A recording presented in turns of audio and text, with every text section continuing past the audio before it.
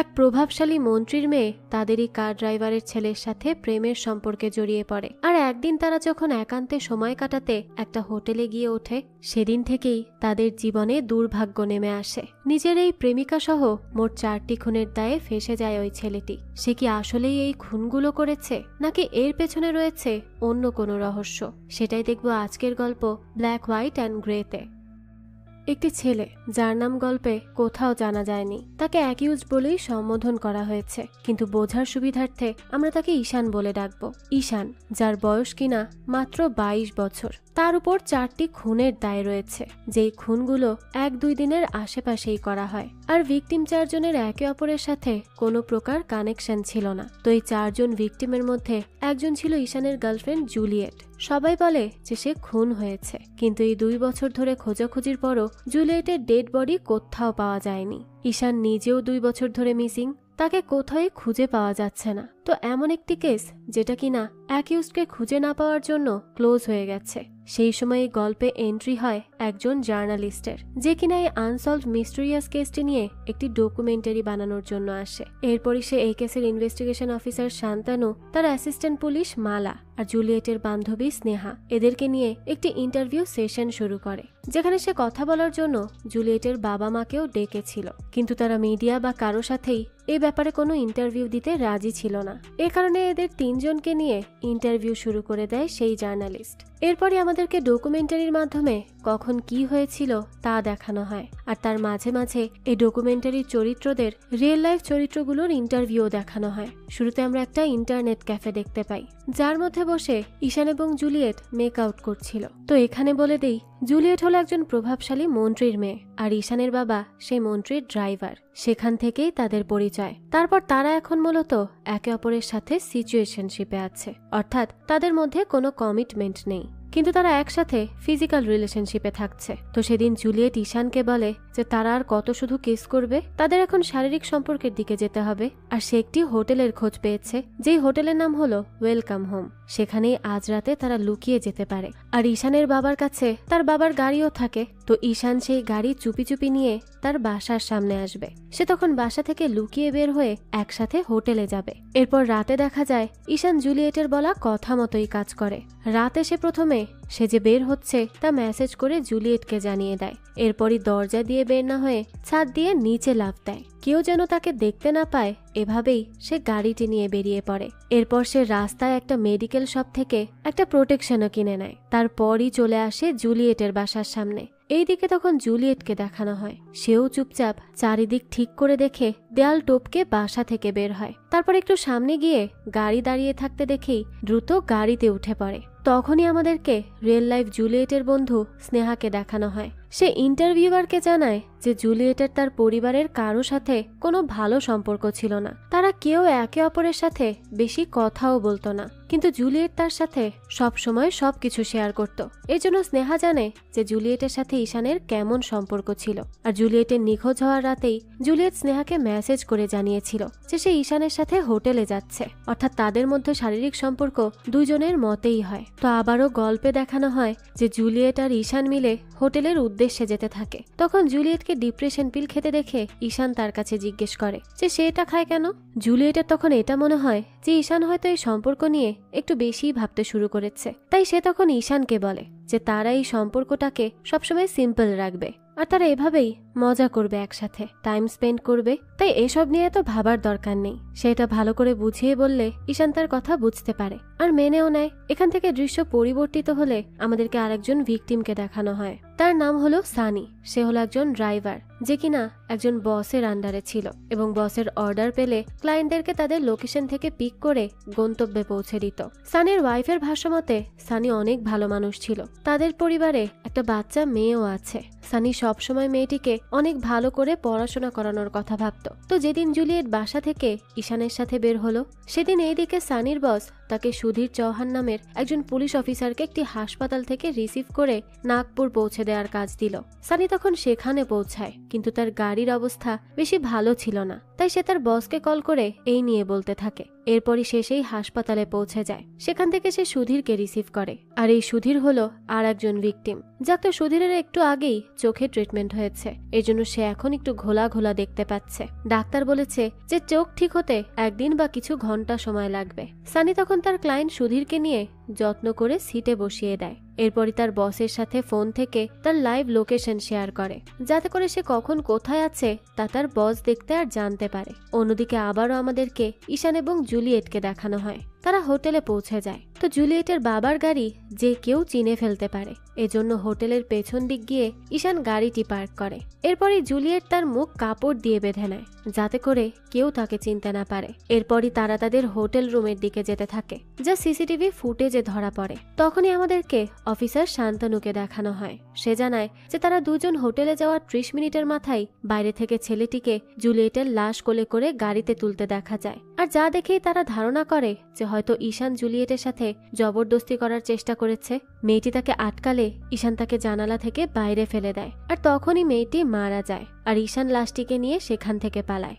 সেই সময় আবার কনস্টেবল মালার ইন্টারভিউ দেখানো হয়। সে বলে যে তার মনে হয় হয়তো ছেলেটি মেয়েটিকে খুন করতে চেয়েছিল না, কিন্তু কোনোভাবে তার দ্বারা মেয়েটির খুন হয়ে যায়, আর সে ধরা পড়ে যাওয়ার ভয়ে সেখান থেকে পালায়। অফিসার শান্তনু কনস্টেবল মালা এবং জুলিয়েটের ফ্রেন্ড স্নেহার থেকে কথাগুলো শোনার পর ইন্টারভিউয়ার তাদেরকে একটি ভিডিও দেখতে দেয়। তখনই আমরা সেই ভিডিওতে রিয়েল লাইফের অ্যাকিউজডকে দেখতে পাই, যে কিনা এই ইন্টারভিউয়ারের কাছে ইন্টারভিউ দিচ্ছে এবং তার সাইডের স্টোরি শেয়ার করছে। এটা দেখে তখন তারা তিনজনই অনেক অবাক হয়, কারণ তারা তো ঈশানের খোঁজ কোথাও পাচ্ছিল না। ইন্টারভিউয়ার তখন তাদেরকে প্রশ্ন করতে মানা করে, শুধু এই ভিডিওটা দেখতে বলে। তখনই ঈশান ভিডিওতে জানায় যে তার উপর 4টি মার্ডার কেসের দায় রয়েছে, আর তার মধ্যে এমন একজন রয়েছে যাকে কিনা সে অনেক বেশি ভালোবেসেছে। তাকে সবাই সিরিয়াল কিলার বানিয়ে দিয়েছে, তাকে নিয়ে অনেক নিউজও হয়েছে, কিন্তু তারা যা এতদিন পর্যন্ত শুনেছে সেই সব ভুল। সে এখন সবাইকে সত্যিটা জানাবে। তো রিয়েল লাইফের অ্যাকিউজড ঈশান বলতে থাকে যে আজ পর্যন্ত অনেকবার হয়েছে যে মিডিয়া এবং পুলিশ মিলে সিসিটিভি ফুটেজকে নিজেদের মন মতো কাহিনী বানিয়ে প্রচার করেছে, কিন্তু কেউ কি ভেবে দেখেছে যে এই ঘটনা হওয়ার পর সেই হোটেলটি আজীবনের জন্য বন্ধ কেন হয়ে গেল? তাছাড়া সেখানে সেদিন থাকা বাকি লোকগুলোই বা কোথায়? তারা কেন মুখ খুলছে না? কিসের ভয় তাদের?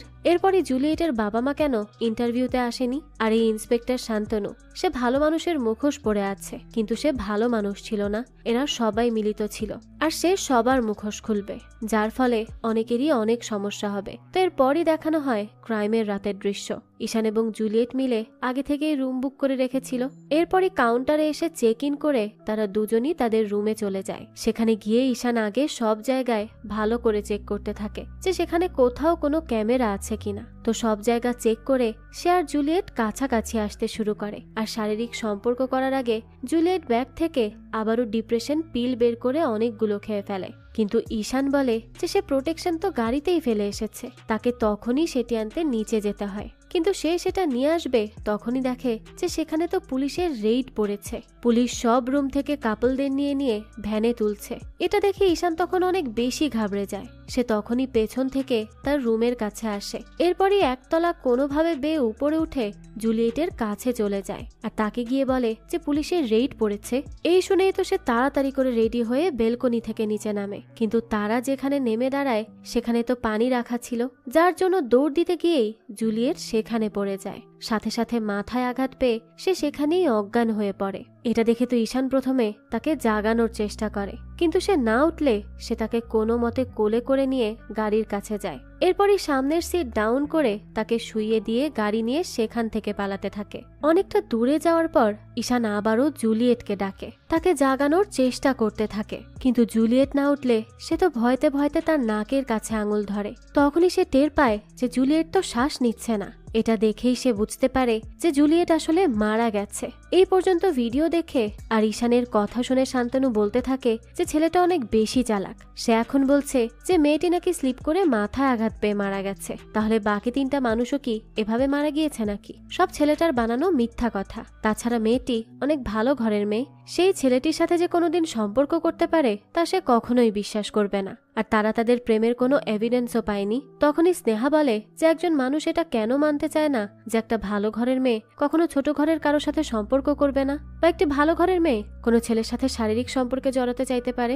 আর সে ঈশানের বলা কথাগুলো বিশ্বাসও করে, কারণ এমন ইল্লিগাল রেট তো হতেই থাকে। ছেলে মেয়ে দুজনই অ্যাডাল্ট, তারা চাইলে শারীরিক সম্পর্কে জড়াতেই পারে, কিন্তু মানুষ তা মেনে নিতেই পারে না। তখন আবারও আমাদেরকে রিয়েল লাইফের অ্যাকিউজডকে দেখানো হয়। সে বলে যে জুলিয়েট মারা গেলে সে কি করবে না করবে তখন কিছুই বুঝতে পারছিল না, সে অনেক বেশি ঘাবড়ে গিয়েছিল। তখনই সে গাড়ি নিয়ে চলতে শুরু করে। সেই সময় পথে সে ঠিক করে যেভাবে ডেড বডি তার পাশে নিয়ে যাওয়া ঠিক হবে না, তাই গাড়ি থামিয়ে জুলিয়েটের বডি ডিকির মধ্যে নিয়ে রাখে। তখন অলমোস্ট একজন তাকে দেখেই ফেলছিল, কিন্তু ঈশান কোনোভাবে তাকে চকমা দিয়ে সেখান থেকে যেতে থাকে। তখন ঈশান ঠিক করে যে সেই বডিটি জ্বালিয়ে দিবে, কারণ তার কাছে অন্য কোনো অপশনই ছিল না। এরপরই সকাল হলে সে একটি জঙ্গলের মধ্যে গিয়ে জুলিয়েটের বডির সাথে তার বাকি জিনিসগুলো রেখে জ্বালিয়ে দিতে চায়, কিন্তু পারে না। তার অনেক খারাপ লাগতে থাকে। এরপর সে আবারও জুলিয়েটের বডি ডিকির মধ্যে নিয়ে যায়, কিন্তু জুলিয়েটের ব্যাগ জ্বালিয়ে দেয়। তারপর সেখান থেকে অন্য কোথাও যেতে থাকে। এরপরই আমাদেরকে এদিকে সানিকে দেখানো হয়। সে তো তখন সুধীরকে নিয়ে নাগপুর যাচ্ছিল। পথেই সে সুধীরের অনেক যত্ন নিতে থাকে, কারণ সুধীর এখনো তার চোখে ঠিক করে কিছু দেখতে পারছিল না। তখনই সুধীর তার সাথে গল্প করতে থাকে, আর তার কাছে তার বিয়ে হয়েছে কিনা এইসব জানতে চায়। সানি তখন তাকে তার মেয়ের কথা জানায়। সুধীর বলে যে সে যেন তার মেয়েকে দিল্লিতে নিয়ে গিয়ে পড়ায়, সেখানে অনেক ভালো ব্যবস্থা আছে, তার পরিচিত একটা এনজিও আছে, তার মেয়ের পড়াশোনাতে কোনো টাকাই লাগবে না। এই কথা শুনে তো সানি অনেক বেশি খুশি হয়ে যায়, কিন্তু গাড়িতে তো আগে থেকেই সমস্যা ছিল, তাই মাঝপথেই সেটি বন্ধ হয়ে যায়। এরপরই স্নেহাকে দেখানো হয়। তার কাছে জুলিয়েটের বাবা মার কল আসে, কারণ তাদের মেয়ে রাত থেকে মিসিং। স্নেহা তো আগে থেকেই জানতো যে জুলিয়েট ঈশানের সাথে বেরিয়েছিল, তাই সে প্রথমে তাদেরকে মিথ্যা বলে যে সে জানে না জুলিয়েট কোথায়, কিন্তু তার জুলিয়েটের জন্যও চিন্তা হয়। এ কারণে সে তার বাসায় তার বাবা মার সাথে দেখা করতে যায়, আর জুলিয়েট এবং ঈশানের সম্পর্কে সব তাদেরকে বলে। তাদের কালকে রাতে হোটেলে যাওয়ার কথা ছিল সেটাও জানায়। তখনই তো জুলিয়েটের বাবা তার থেকে তার ফোন রেখে দেয়, যার জন্য তার কাছে জুলিয়েট আর ঈশানের রিলেশনশিপের কোনো প্রমাণ নেই। এরপরই দেখানো হয় যে ঈশান হাইওয়ে থেকে যেতে থাকে। তখনই সানি তার গাড়িটা একটু থামাতে বলে। ঈশান কি করবে বুঝতে পারে না, তবুও সে গাড়ি থামায়। তখনই সানি তাকে বলে যে তার সাথে একজন পুলিশ অফিসার আছে যে কিনা তার চোখে ঠিক করে দেখতে পারছে না, তাকে কি সে একটু নাগপুর পর্যন্ত এগিয়ে দিতে পারবে। ঈশান তখন ভাবে যে পুলিশ অফিসার চোখে দেখছে না, তাই সে জুলিয়েটের বডির ব্যাপারে কিছু জানতেও পারবে না। আর তাছাড়া রাস্তায় যদি নাকাবন্দি থাকে তাহলে পুলিশ থাকায় তার গাড়ি চেক না করে ছেড়েও দেওয়া হবে। এসব ভেবেই সে সুধীরকে গাড়িতে তুলে নেয়। তো যাওয়ার আগেই মেয়ের পড়াশোনার ব্যাপারে কন্ট্যাক্ট করার জন্য সানি সুধীরের নাম্বার নিয়ে নেয়। আর সুধীর তখন সানিকে বলে যে সে যেন সুধীরের ফোন থেকে তার জন্য ওয়াইফের কাছে লাইভ লোকেশন শেয়ার করে দেয়। সানিও তখন তার ফোন নিয়ে লোকেশন শেয়ার করে দেয়। এরপর ঈশান যা ভেবেছিল তাই হয়। রাস্তায় পুলিশের নাকাবন্দি থাকে, কিন্তু সুধীর গাড়িতে থাকায় তাদেরকে চেক না করেই যেতে দেওয়া হয়। তখনই রিয়েল লাইফ অফিসার শান্তনু বলতে থাকে যে এখন নিশ্চয়ই ঈশান বলেছে যে সে সুধীরকে নামিয়ে দিয়েছিল, তারপর সে কোথায় গেল তা সে জানে না, কিন্তু ঈশান চেকপোস্ট পার হয়ে গেলে বুঝতে পারে যে সুধীরের আর কোনো প্রয়োজন নেই, এই জন্যই সে তাকে সিম্পলি মেরে ফেলে। তখন রিয়েল লাইফ অ্যাকিউজডকে দেখানো হয়, আর ইন্টারভিউয়ার তার কাছে জিজ্ঞেস করে যে সে সুধীরকে খুন করেছে কিনা। ঈশান জানায় যে না, সে খুন করেনি, কিন্তু সে সুধীরকে খুন হতে দেখেছে, সে এর উইটনেস। এরপরে আমাদেরকে ঈশানকে দেখানো হয়। সে সুধীরকে নিয়ে নাগপুরের দিকে যেতে থাকে। তখন পথে সুধীর তার সাথে নানান গল্প করতে থাকে। এরপরে সে ঈশানের কাছে তার নাম, সে কি করে, এই সব কিছু জানতে চায়। ঈশান তখন তাকে মিথ্যা মিথ্যা বলতে থাকে। সেই সময় রিয়েল লাইফ অ্যাকিউজডকে দেখানো হয়। সে বলতে থাকে যে তার প্ল্যান ছিল যে সে রাস্তার মধ্যে কোথাও গিয়ে সুধীরকে নামিয়ে দিবে, তাই সে হাইওয়ে দিয়ে না গিয়ে ন্যারো আর নির্জন রাস্তা দিয়ে যাচ্ছিল, কারণ হাইওয়েতে যদি সে সুধীরকে নামিয়ে দিত তাহলে সুধীর তাড়াতাড়ি করে অন্য লিফট পেয়ে যেত আর তাকে ফলো করতে পারত। তো সেভাবে যে প্ল্যান মতো সবটা করবে, কিন্তু কিছুই হয় না, তার তো খারাপ সময় যাচ্ছিল। তো এরপর দেখানো হয় ঈশান যখন সুধীরকে নিয়ে যাচ্ছিল তখন মাঝ রাস্তায় তার টায়ার পাংচার হয়ে যায়। সে তো তখনই গাড়ি থামায়। এরপরই সুধীরকে জানায় যে তাকে টায়ার চেঞ্জ করতে হবে। ঈশান তখন বের হয়ে ডিকির কাছে যায়, আর তা মুহূর্তের মধ্যে খুলে ফেলে। এটা দেখেই তখন সুধীর খুবই অবাক হয়, কারণ যখন এই ডিকিতে তার ল্যাগেজ রাখার জন্য সানি ডিকি খুলতে চেয়েছিল তখন ঈশান তার কাছে দৌড়ে গিয়ে বলেছিল যে যে ডিকি জ্যাম হয়ে গেছে, কিন্তু এখন ঈশান এত তাড়াতাড়ি কিভাবে খুলে ফেললো।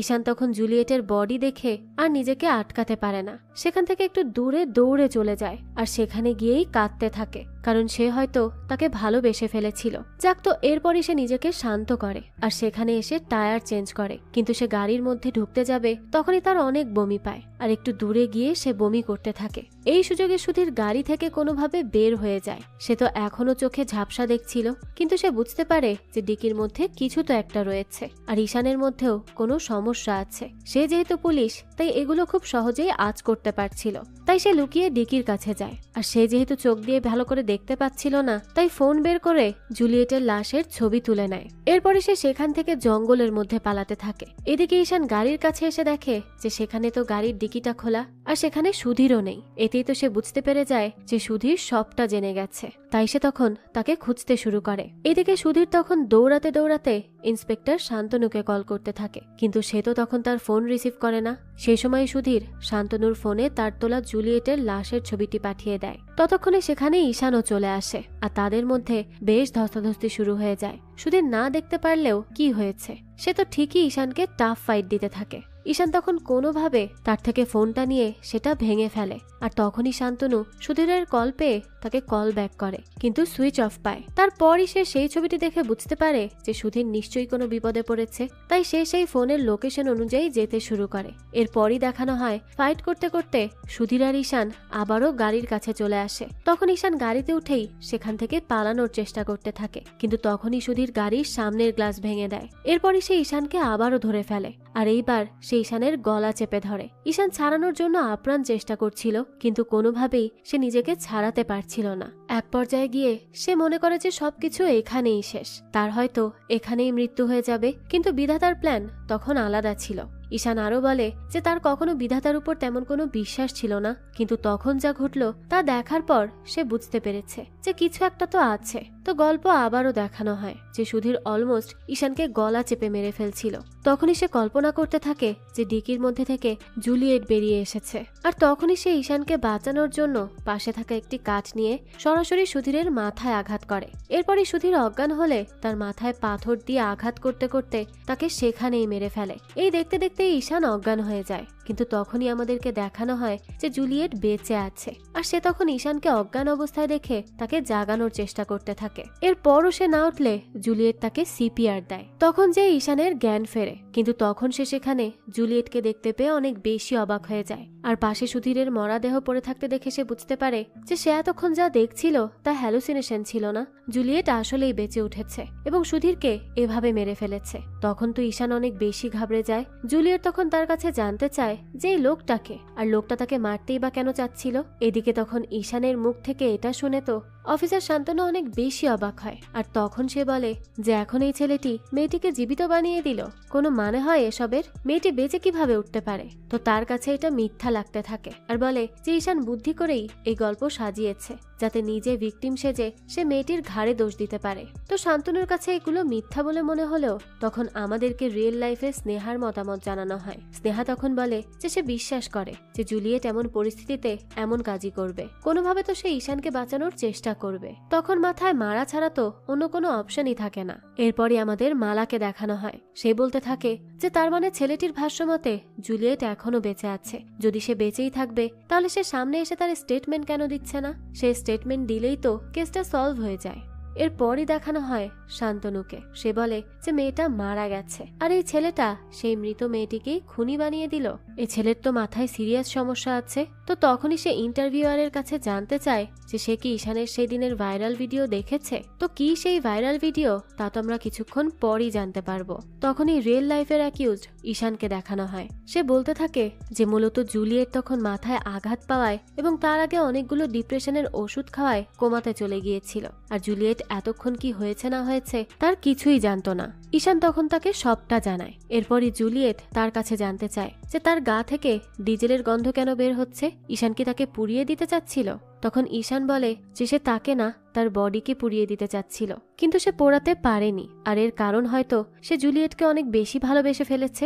এই কথা শুনে জুলিয়েট তখন বলে যে এখন তাদের এই ডেড বডির কি করা উচিত তাই নিয়ে ভাবতে হবে, এসব নিয়ে ভাবলে চলবে না। তখন তারা দুজন মিলে বডিটি ডিকির মধ্যে তুলতে থাকে। জুলিয়েট তো ডিকির ভেতরে ঢুকে হেল্প করতে থাকে, কিন্তু তখনই কেউ একজন জঙ্গলের মধ্যে থেকে ভিডিও করে নেয়, যেখানে মনে হচ্ছিল যে ঈশান কাউকে খুন করে ডিকিতে ভরছে।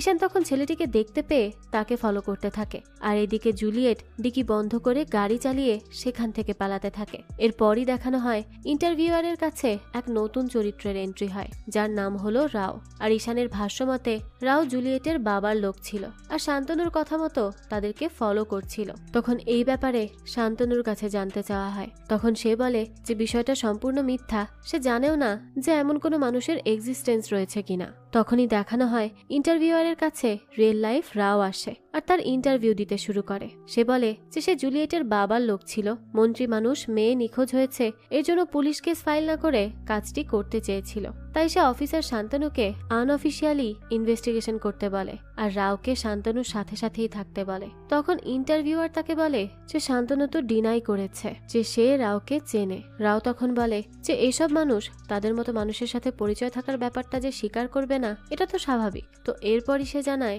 যে সে শান্তনুর সাথে করে সেই হোটেলে যায়, কিন্তু সেখানে গিয়ে তারা জানতে পারে যে এখানে সেদিন ইল্লিগাল রেইড পড়েছিল আর শান্তনু এর সাথেই জড়িত ছিল। তখনই তারা সেখানে থাকা সব সিসিটিভি ফুটেজ ডিলিট করে দিতে থাকে, কিন্তু সেখানে তারা ঈশান আর জুলিয়েটকেও দেখতে পায়। শান্তনু তো জানতো যে ঈশান ধরা পড়লে রেইডের কথাটাও সবার সামনে চলে আসবে, এর জন্য জুলিয়েট এবং ঈশান দুইজনেরই মারা যাওয়ার প্রয়োজন ছিল।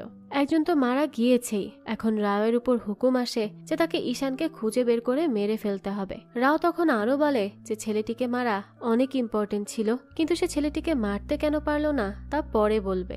এরপরই ঈশানকে দেখানো হয় সে তো তার ভিডিও করতে দেখে ফেলে, তাই সে তখনই ওই ছেলেটিকে ফলো করতে থাকে। কিন্তু ছেলেটি একজন টিকটকার আর সেখানে লোকালও ছিল। সে সেখানে ঈশান আর জুলিয়েট দুজনকেই তখন দেখতে পায়, কিন্তু ভিডিওতে শুধু ঈশানকে দেখা যায়। তো ছেলেটি তো তখন সেখান থেকে পালাতে পালাতে ভিডিও আপলোড করে দেয়। কিছু দূর গিয়ে ঈশান টায়ার্ড হয়ে পড়ে, তখনই সেখানে জুলিয়েট গাড়ি নিয়ে পৌঁছায়। তখন তারা গাড়ি নিয়ে ফলো করতে থাকে ছেলেটাকে, কিন্তু ছেলেটা আবারও জঙ্গলের মধ্যে চলে যায়। তখন ঈশান গাড়ি চালাতে থাকে আর জুলিয়েট বের হয়ে ছেলেটিকে তাড়া করতে থাকে, কিন্তু ছেলেটি আবারও রাস্তার উপর দিয়ে যাওয়ার চেষ্টা করলে তখনই ঈশানের গাড়ির সাথে অ্যাক্সিডেন্ট হয়ে গেলে সে সেখানেই মারা যায়। ঈশান কি করেছে তা বুঝতে পেরে অনেক ঘাবড়ে যায়, কিন্তু যা হওয়ার তা তো হয়েই গেছে। তখন তারা ছেলেটির ফোন সেখানে পায় আর দেখে যে ফোনটি তো একদম ভেঙে গেছে।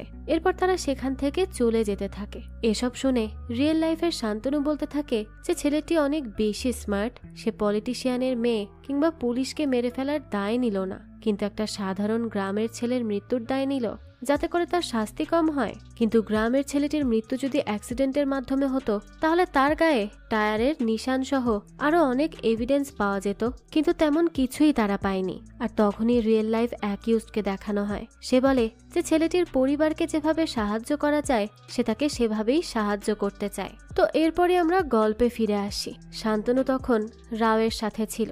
সে সুধীরের থেকে আসা সেই ছবিটা দেখে আর তাকে আবারও কল ব্যাক করতে থাকে, কিন্তু ফোন তো তখন ঈশান ভেঙে ফেলেছিল, যার জন্য সেটা বন্ধ দেখায়। তখন তারা সুধীরের ওয়াইফের কাছে ফোন করলে সেখানে সুধীরের লোকেশন জানতে পারে, কিন্তু সেখানে গিয়ে তারা রাস্তায় ব্রেনের অংশ এবং রক্ত দেখতে পায়, যা দেখে তারা বুঝতে পারে যে সুধীর চৌহানেরই মৃত্যু হয়েছে। এরপর আবারও ঈশান এবং জুলিয়েটকে দেখানো হয়। তারা গাড়ি নিয়ে একটা জঙ্গলের মধ্যে আসে, সেখানে সুধীরকে কবর দেওয়ার জন্য মাটিও খোঁড়ে, এরপর তাকে সেখানেই পুঁতে ফেলে। তখন জুলিয়েট ঈশানের কাছে জানতে চায় যে তার ব্যাগ কোথায়, তাকে ওষুধ খেতে হবে। ঈশান বলে যে সে তো বলেছে যে সে সব পুড়িয়ে ফেলেছে। তখন জুলিয়েট বলতে থাকে যে ঈশান তার মানে সত্যিই কি তাকে ভালোবেসে ফেলেছিল। ঈশান বলে যে হ্যাঁ হয়তো, কিন্তু তার জন্য যে জুলিয়েটকেও সেম ফিল করতে হবে এমন কোনো কথা নেই। জুলিয়েট তখন আর কিছুই বলে না। এরপরে ঈশান সেখান থেকে জুলিয়েটের থেকে টাকা নিয়ে ডিজেল আনতে যায়, কারণ গাড়ির ডিজেল শেষ হয়ে গিয়েছিল। তো সে হাইওয়েতে এসে একটি ভ্যানের থেকে লিফট নেয়। লোকটি তাকে গ্যাস স্টেশন পর্যন্ত এগিয়েও দেয়, কিন্তু সেখানে গিয়ে সে টিকটক দেখতে দেখতে সেই ঈশানের ভাইরাল ভিডিওটা দেখতে পায়। তখনই সে তাকে চিনে ফেলে আর তাড়াতাড়ি করে তার বন্ধুকে কল করে এবং জানায় যে সে ঈশান নামের ছেলেটিকে পেয়ে গেছে আর দেখেছে যে তাকে খুঁজে বের করতে পারলে পুলিশ 10 লক্ষ টাকা দিবে। তখনই তার বন্ধু তাকে বলে যে সে যেন কোনো তাড়াহুড়ো না করে, সে তার কাছে আসছে। এরপর তারা দুজন মিলে ছেলেটিকে ধরে পুলিশ স্টেশনে নিয়ে যাবে। এরপরে তারা দুজন মিলে যেখান থেকে ছেলেটি এসেছে সেদিকে যায়, কিন্তু ঈশান তো হেঁটে হেঁটে ব্যাক আসছিল, তাই তারা তখন ঈশানকে সেখানে খুঁজে পায় না। জুলিয়েটও তাদেরকে দেখে লুকিয়ে পড়ে। অন্যদিকে তখন সানিকে দেখানো হয় সে নষ্ট গাড়ি নিয়ে এখনো হাইওয়েতেই দাঁড়িয়েছিল। তখনই তার কাছে অফিসার শান্তনুর কল আসে আর সে তাকে ঈশানের ছবি পাঠিয়ে বলে যে সে কি এই ছেলের সাথে সুধীরকে পাঠিয়েছিল। সানি ছবি দেখে বলে হ্যাঁ, সে তো এই ছেলের সাথেই পাঠিয়েছিল। কেন, কি হয়েছে? সুধীর তখন তাকে আর ফোনে কিচ্ছু না বলে সরাসরি নাগপুর থানায় আসতে বলে। সানিও তখন এর মধ্যে তার গাড়ি ঠিক করে ফেলে।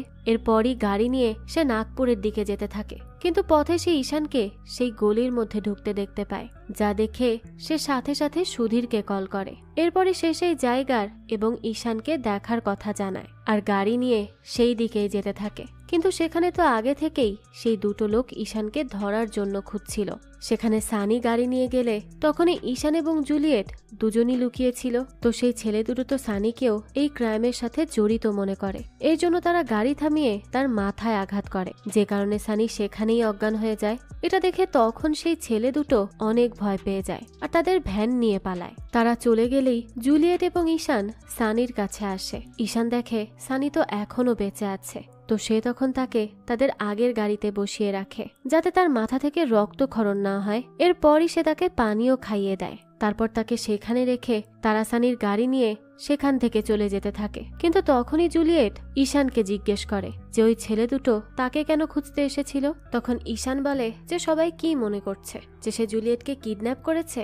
জুলিয়েট বলে যে সে অত কিছু জানে না, সে শুধু এইটুকুই জানতে পেরেছে লোকগুলো যখন কথা বলছিল সেই সময়। এরপরই এই দিকে দেখানো হয় পুলিশ সেই জায়গায় পৌঁছে যায় আর সেখানে গিয়ে তারা সুধীরের পুঁতে রাখা লাশটা পায় আর সানির মাটিতে লুটিয়ে পড়া লাশও দেখতে পায়, যেখানে সানির মাথার পেছনে ঈশানের ছুরি ঢুকানো ছিল। এটা দেখেই তো তখন ঈশান বলে যে ওটা তারই ছুরি ছিল, কিন্তু সে খুন করেনি, কারণ সে আগে থেকে জানতো যে সানি মারা গেলে দোষটা তার উপরেই আসবে। এর জন্য সে কোনোভাবে চাচ্ছিল যেন সানি বেঁচে থাকে। তাই তার মনে হয় যে শান্তনু এর পেছনে আছে, সেই হয়তো তার বাসা থেকে ছুরি কালেক্ট করে এনে সেখানে এই পুরো হত্যার নাটক সাজিয়েছিল। তো সেই সময় আমাদেরকে ঈশান আর জুলিয়েটকে দেখানো হয় তারা সেখান থেকে যাচ্ছিল। তখনই জুলিয়েট ঈশানকে বলে যে তারা ফেরত যেতে পারবে না, কারণ সে জানে যে তার বাবা ঈশানকে মেরে ফেলবে, কখনোই তাকে বেঁচে থাকতে দিবে না। ঈশান তখন তাকে বলে যে ঈশান ফিরে যেতে পারবে না, কিন্তু জুলিয়েট তো পারবে। জুলিয়েট ফিরে যাবে আর সবাইকে বলবে যে তাকে ঈশান কিডন্যাপ করেছিল আর সবগুলো খুন ঈশানই করেছে, সব দোষ সে ঈশানের ঘাড়ে দিয়ে দিবে, কোনো সমস্যা নেই। আর ঈশান এই দিক থেকে নকল পাসপোর্ট বানিয়ে নেপাল চলে যাবে। তখন এই কথাগুলো শুনে তো জুলিয়েট তার উপর অনেক বেশি ইমপ্রেসড হয়ে যায়, কারণ সে সব দোষ নিজের ঘাড়ে নিয়ে নিচ্ছিল শুধুমাত্র জুলিয়েটকে সেভ করার জন্য। তাই সে তাকে বলে যে সে যেন তাকেও নেপালে নিয়ে যায়, সেও আর এখানে থাকতে চায় না। এরপরই দেখানো হয় রিয়েল লাইফ রাও জানায় যে পুলিশ পৌঁছানোর আগেই সানির দেওয়া লোকেশনে শান্তনুর কথায় সে পৌঁছে গিয়েছিল। সেখানে গিয়ে সে সানির লাশটিকে নিচে শুইয়ে দেয়। এরপর সে বসে থাকে। কিছুক্ষণ পরই সেখানে কনস্টেবল মালা আসে আর তার কাজ ছিল ঈশানের ঘর থেকে আনা ছুরি দিয়ে সানির গলার পেছনে ঢুকিয়ে দেওয়া। কিন্তু সানি তো তখনও বেঁচে ছিল, তাই মালা এটা করতে পারে না, তাই সেখান থেকে সে চলে যায়। তখন রাও তার হয়ে কাজটি করে দেয়, কিন্তু রিয়েল লাইফের রাও তখন বলে যে সে সানিকে খুন করেনি, শুধু শান্তনুর কথা মতো লাশের ঘাড়ে ছুরি ঢুকিয়ে দিয়েছিল, অর্থাৎ সানি আগে থেকেই মারা গিয়েছিল। এরপরই আমাদেরকে নিখোঁজ হওয়ার পরদিনের দৃশ্য আবারও দেখানো হয়। আমরা মন্ত্রীকে দেখতে পাই, সে রাওয়ের থেকে জানতে পারে যে তার মেয়ে তো মিসিং হয়েছেই, তার সাথে সাথে তাদের গাড়ি এবং ড্রাইভারের ছেলেও রাত থেকে মিসিং। এটা শুনেই তো মন্ত্রী সেখানে ঈশানের বাবাকে ডাকে এবং তাকে বলে যে তার ছেলে তার মেয়েকে রাতে কিডন্যাপ করে নিয়ে গেছে। ঈশানের বাবা তখন অবাক হয়ে বলতে থাকে যে এত সিকিউরিটির মধ্যে এটা করা কিভাবে সম্ভব, যদি তার মেয়ে নিজের ইচ্ছায় না যায়। তখনই মন্ত্রী তাকে ভয় দেখিয়ে বলে যে এটাই হয়েছে। তাই ঈশানের বাবা পরক্ষণেই পুলিশ সহ মিডিয়ার সামনে রিপোর্ট দেয় যে তার ছেলে মন্ত্রীর মেয়েকে কিডন্যাপ করেছে, হয়তো তাকে মেরেও ফেলেছে।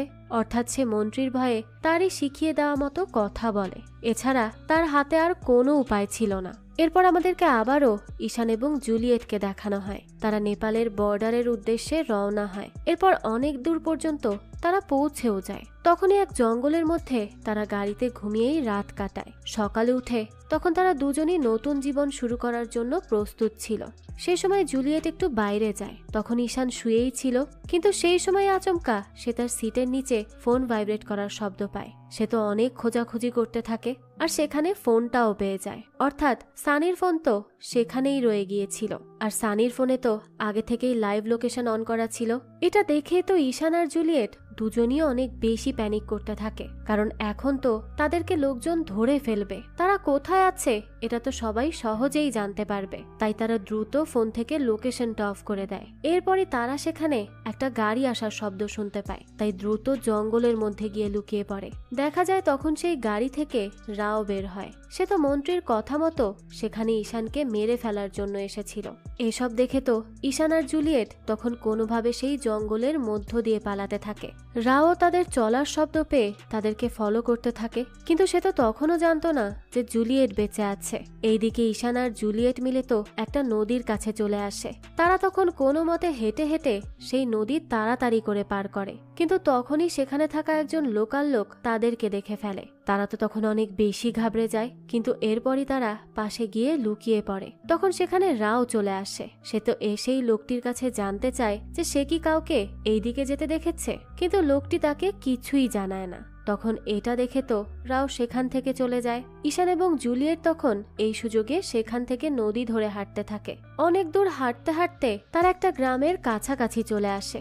সেখানে এসেই তারা লোকালদের থেকে লুকিয়ে থাকে। তখন সেই সেম লোক তাদেরকে আবারও দেখতে পায়, তাই তাদেরকে সে ইশারা করে জানায় যে সে তাদের জন্য পথ করে দিচ্ছে, তারা যেন সেদিক দিয়েই চলে যায়। এই বলেই সে তাদেরকে গ্রামের লোকেদের থেকে লুকিয়ে একটা স্কুলে নিয়ে যায়। সেখানেরই একটি রুমে সে তাদেরকে থাকতে দেয়, বরং সে তাদের জন্য সেখানে বিছানা, খাবার, ল্যাম্প সবকিছুরই ব্যবস্থা করে দেয়। লোকটি তো নিঃস্বার্থভাবে তাদের জন্য করছিল। তারাও তো এটা দেখে মনে মনে খুব খুশি হয়ে যায়। তো লোকটি তাদের জন্য এসব কেন করছিল তার কোনো উত্তর নেই। তো তখনই রিয়েল লাইফের ঈশান বলতে থাকে যে মানুষ মানুষের জন্য কি স্বার্থ ছাড়া কিছু করতে পারে না? কেন মানুষ মনে করে যে সব হেল্পের পেছনে কোনো স্বার্থ থাকতে পারে? তো আবারও গল্পে ফিরে আসি। লোকটি তাদের দুজনের কাছে জানতে চায় যে তারা কোথা থেকে এসেছে আর কোথায় যাচ্ছে। তখন তারা জানায় যে তারা বাসা থেকে পালিয়ে এসেছে আর দুজন মিলে নেপাল যাবে। লোকটি তখন তাদেরকে ম্যাপের ব্যবস্থা করে দেয় যাতে তারা সঠিক পথ ধরে এগোতে পারে। ঈশান তখন সেখান থেকে ঠিক করে যে তারা কোন বর্ডার থেকে নেপালে যাবে। তো এরপরই সেখান থেকে লোকটি চলে যায়। ঈশান আর জুলিয়েটও তখন ঘুমানোর প্রস্তুতি নেয়, কিন্তু ঘুমিয়ে পড়ার আগে সেই লোকটির ফোন থেকে ঈশান তার মাকে একটি মেসেজ পাঠায় যে সে ঠিক আছে আর একটা নতুন জীবন শুরু করতে যাচ্ছে। কিন্তু তখনই দেখানো হয় যে এই মেসেজটি ঈশানের মা দেখার পাশাপাশি তার বাবাও দেখে ফেলে। ঈশানের বাবা তো আগে থেকেই ঈশানের উপর অনেক বেশি রেগেছিল। সেও মনে করছিল যে তার ছেলে খুনি, তাই সে আর দেরি না করে এই মেসেজের ব্যাপারে পুলিশ শান্তনুকে জানিয়ে দেয়। শান্তনুও তখন সেই নাম্বারের লোকেশন বের করে সেখানে পরদিন রাওকে পাঠায়। রাও তো সেই গ্রামে গিয়ে প্রথমেই তার আগের দিনের দেখা লোকটিকে খুঁজে বের করে। এরপর তাকে মেরে তার কাছে জানতে চায় যে ছেলেটি কোথায়, অর্থাৎ ঈশান কোথায়। লোকটি তো তখন অনেক বেশি ঘাবড়ে যায়। সে কি করবে বুঝতে পারে না, তাই সে তখন তাদেরকে স্কুলের কথা জানিয়ে দেয়। রাও তখন সেখান থেকে যেতে থাকলে তার পিছু পিছু বাচ্চা ছেলে মেয়েরাও যেতে থাকে। তাই তাদের আসার আওয়াজ পেয়েই ঈশান আর জুলিয়েটের ঘুম ভেঙে যায়। তাই তারা দ্রুত সেখান থেকে পালাতে শুরু করে, কিন্তু নদীর কাছে পৌঁছাতেই জুলিয়েট পড়ে গিয়ে পায়ে অনেক ব্যথা পায়। তখনই রাও তাদেরকে ধরে ফেলে। এরপরই সে ঈশানের দিকে বন্দুক তাক করে। জুলিয়েট তো তখন তাকে অনেক করে বলতে থাকে যে সে যেন ঈশানকে না মারে, তার আগে একবার তার বাবার সাথে কথা বলিয়ে যেন দেয়। তো অনেক রিকোয়েস্ট করলে রাও জুলিয়েটের সাথে তার বাবার কথা বলিয়ে দেয়, কিন্তু জুলিয়েটের বাবা তো তখন রাওকে দুজনকেই মেরে ফেলার আদেশ দেয়, যার জন্য রাও আগে জুলিয়েটকে অনেকগুলো গুলি করে মেরে ফেলে। এটা দেখেই তো ঈশান ভয়ে নদীতে ঝাঁপ দেয় আর সেখান থেকে পালিয়ে যায়। তো এরপর রাও যাওয়ার সময় জুলিয়েটের লাশ পানিতে ফেলে দিয়ে সেখান থেকে চলে যায়। ঈশান তো তখনও বেঁচে ছিল, কিন্তু সে আজ যাকে এত বেশি ভালোবাসতো তাকেই হারালো। এই কষ্ট তাকে অনেক ভাবাচ্ছিল। সে শুধু মন্ত্রী আর রাওকে খুন করতে চায়। সে জানে যে এটা আত্মহনন করার মতো পদক্ষেপ। কিন্তু তাকে যে বদলা নিতেই হবে। এখন তো সে অনেক দুর্বল ছিল, তাই সে অপেক্ষা করতে থাকে যে সে সময় আসলেই তার মতো কাজ করবে। এইদিকে রিয়েল লাইফ রাওকে দেখানো হয়। সে তো অন্য কাহিনী বলে। সে বলে যে সেদিন মন্ত্রী তাকে দুজনকেই মেরে ফেলতে বলেছিল, কিন্তু তারা দুজনই সেদিন পালিয়ে যায়। আর সে যদি কাউকে খুন করত তাহলে সে এভাবে তাকে ডেকে ইন্টারভিউ দিত না। তখন ইন্টারভিউয়ার তার কাছে জানতে চায় যে মেয়েটিকে তাহলে কে খুন করলো। রাও বলে তা সে জানে না, আর তার যায়ও আসে না। এরপরই দেখানো হয় ঈশান নেপাল চলে যায়। সেখানে গিয়ে 1 মাস গা ঢাকা দিয়ে থাকে। আর ততদিনে তার কেসটি নিয়ে মিডিয়াতে কথা বলাও বন্ধ হয়ে যায়। সবাই আসলে বোর হয়ে যায়। তো তখন ঈশান নেপালে থেকেই কাজ করতে শুরু করলো। সে মিডিয়াতে দেখতো যে তাকে সবাই কিভাবে পশু বলে সম্বোধন করছে, কিন্তু একজন রিপোর্টার ছিল যে কিনা তার সাইডের স্টোরিটাও জানার চেষ্টা করছিল। এটা দেখে ঈশানের মনে আশার আলো জাগে। এর জন্য সে ইন্ডিয়াতে ফিরে যায়। সেখানে গিয়ে মুখ লুকিয়ে তার বাসার দিকে যেতে থাকে। কিন্তু তখনই তো পথে একটা লোক তাকে দেখে চিনে ফেলে। তখন তো আবারও তাকে নিয়ে কথা বলা শুরু হয়, কিন্তু সে পালিয়ে কোনোভাবে তার বাসায় পৌঁছে যায়। সেখানে গিয়ে সে 1 রাত কাটায়। নিজের বাসায় তার অনেক সেফ লাগছিল, কিন্তু সেখানে তো আর কেউ ছিল না। ঈশান জানতো যে সবাই গ্রামের বাড়িতেই চলে গেছে, কারণ এখানে থাকলে তাদেরকে অনেকভাবে হ্যারাস করা হচ্ছিল, যা তারা নিতে পারছিল না। আর এটাই তো খুব স্বাভাবিক। তো পরদিন সকালে ঈশান সেই রিপোর্টারের সাথে কন্ট্যাক্ট করে আর তাকে ফোনে সব সত্যিটা জানায়। তখনই রিপোর্টার তাকে একটি ফার্ম হাউসে আসতে বলে। সেখানেই সে তার ইন্টারভিউ নিবে, এরপরই তার সারেন্ডার করার ব্যবস্থা করবে। তখন তার কথা মতোই ঈশান সেই ফার্ম হাউসের দিকে যেতে থাকে, কিন্তু যাওয়ার আগেই সে একবার নাগপুর ঘুরে যায়। এরপরই সে ওই ফার্ম হাউসে পৌঁছায়, কিন্তু সদর দরজা দিয়ে ঢুকতে তার কেমন যেন লাগছিল। এই জন্য সে পেছন থেকে ঘুরে ফার্ম হাউসে প্রবেশ করে। আর যা ভেবেছিল তাই হয়। সেখানে তো আগে থেকেই রাও এসে বসেছিল তাকে মেরে ফেলার জন্য। আসলে মন্ত্রী তার নিজের ইমেজ আর নিজের মেয়ের ইমেজ বাঁচানোর জন্য রাওকে হায়ার করেছিল, যাতে ঈশানের উপর সব দোষ আসে। এজন্যই তো রাও সানির গলাতে ঈশানের ছুরি ঢুকিয়ে দিয়েছিল। ঈশানও যে অপরাধ করেনি তা তো নয়, কিন্তু মন্ত্রীর মেয়েও তো এতে সমান অপরাধী। কিন্তু মন্ত্রী তো তার পরিবারের বদনাম হওয়ার হাত থেকে বাঁচতে ঈশানকেই পুরোপুরি ফাঁসিয়ে দিতে চেয়েছিল, আর পরবর্তীতে তাকেও মেরে ফেলার আদেশ দিয়ে দেয়। তো রাওকে সেখানে দেখেই তো ঈশান নিরাশ হয়ে সেখান থেকে আবারও নেপালে চলে আসে। তখন রিয়েল লাইফ রাওকে দেখানো হয়। সে বলে যে রিপোর্টার মন্ত্রীর সাথে ডিল করেছিল, যার জন্য তাদেরকে ঈশানের আসার কথা জানিয়ে দেয়, কিন্তু ঈশান বেঁচে যায়। তখন ইন্টারভিউয়ার তার কাছে জানতে চায় যে সে তাহলে কেন সারেন্ডার করলো না। রাও জানায় যে সে সারেন্ডার করলে তাকে মেরে ফেলা হতো, তাই সে আগে ভাবলো তার সব কথা জানিয়ে তারপর যা হবে দেখে নিবে। তো এরপরই দেখানো হয় শান্তনুকে। ইন্টারভিউয়ার তাকে বলে যে ছেলেটি বলেছে যে সে তাদের খুন করার জন্য অর্ডার দিয়েছিল। যা শুনে শান্তনু ক্ষেপে যায় আর বলতে থাকে যে তাহলে যাকে দিয়ে সে কাজ করিয়েছে তাকে খুঁজে আনুক, তারপর সে দেখে নিবে কে সত্যি বলছে আর কে মিথ্যা। এটা বলেই সে সেখান থেকে চলে যায় যে সে আর ইন্টারভিউ দিবে না। তো এরপর আবারও ঈশানকে দেখানো হয়। সে জানায় যে তার সবার উপর থেকে বিশ্বাস উঠে গিয়েছিল, কিন্তু তাকে তার স্টোরিটা জানাতে হতো। এর জন্য সে নিজেই এই ইন্টারভিউয়ারের সাথে কন্ট্যাক্ট করে আর তাকে নেপালে তার ইন্টারভিউ নেয়ার জন্য ডাকে। এখন সে এখানেই থাকবে বলে ঠিক করেছে, তার আর কিছুই বলার নেই। তো এরপরই দেখানো হয় ইন্টারভিউয়ার মন থেকে বিশ্বাস করছিল যে ঈশান যা বলছে সত্যি বলছে, কিন্তু ইন্টারভিউয়ের মাঝে যা হয় তা দেখে অনেক বড় একটি কোশ্চেন মার্ক আবারও চলে আসে। তখন দেখানো হয় ইন্টারভিউয়ার একটু ব্রেক নেওয়ার জন্য বাইরে যায়, কিন্তু তার ক্যামেরা অন করাই ছিল। তো সে বাইরে গেলে ঈশান একটি জ্যাকেট পরে নেয়, কিন্তু সেই জ্যাকেটের মধ্যে থেকে জুলিয়েটের গায়ে থাকা লাল রঙের টপটি নিচে পড়ে যায়, যা দেখে ঈশান তাড়াতাড়ি করে সেটিকে আবারও লুকিয়ে রাখে। তো এটি তার কাছে কি করছে? তার মানে কি জুলিয়েট এখনো বেঁচে আছে? আর বেঁচে থাকলেও বা সে এখন কোথায় আছে? এমন অনেক প্রশ্ন এখনো থেকে যায়, যেই সব প্রশ্নের উত্তর হয়তো আমরা এর পরবর্তী সিজনেই জানতে পারবো। আর সেটা যখনই আসবে তা আমি আপনাদের জন্য এক্সপ্লেইন করার চেষ্টা করব। তো এই তো ছিল আজকের গল্প। এই গল্পটা আপনাদের কাছে কেমন লেগেছে সেটা অবশ্যই আমাদেরকে কমেন্ট করে জানাবেন। যদি এতটুকুও ভালো লেগে থাকে তাহলে একটি লাইক দিয়ে যাবেন। আর হ্যাঁ, আমাদের এই চ্যানেলে কিন্তু প্রতিনিয়তই নতুন নতুন ভিডিও আপলোড করা হয়। সেই সব ভিডিওর আপডেট পেতে আমাদের চ্যানেলটিকে সাবস্ক্রাইব করে বেল আইকনে অল দিয়ে রাখতে কিন্তু ভুলবেন না। আর একটা কথা, আমাদের সকল ভিডিওর আপডেট পেতে জয়েন করতে পারেন আমাদের হোয়াটসঅ্যাপ চ্যানেলে, লিংক কমেন্ট বক্সেই দেয়া আছে। আজকে তাহলে এই পর্যন্তই, আবারও হাজির হব নতুন কোনো ভিডিও নিয়ে। সেই পর্যন্ত সবাই ভালো থাকবেন আর আমাদের চ্যানেলের সাথেই থাকবেন। ধন্যবাদ।